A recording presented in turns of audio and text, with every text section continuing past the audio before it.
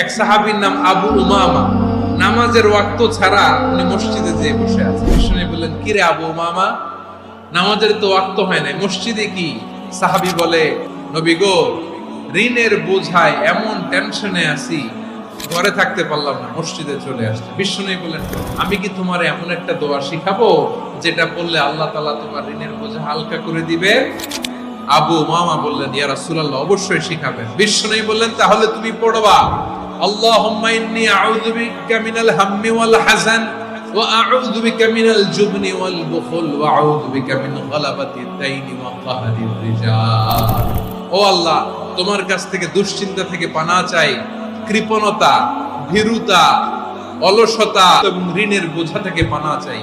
এই দোয়াটা যখন বিষ্ণুনবী শিখাই দিলেন, আবু উমামা বারবার এই দোয়া করে। আবু উমামা বলে, এই দোয়া আমি পড়তে লাগলাম আর পড়তে লাগলাম, কিছুদিন পরে দেখা গেল বিষ্ণুনবীর শেখানো এই দোয়ার বদৌলতে আল্লাহ তাআলা আমার সব ঋণ পরিশোধের ব্যবস্থা করে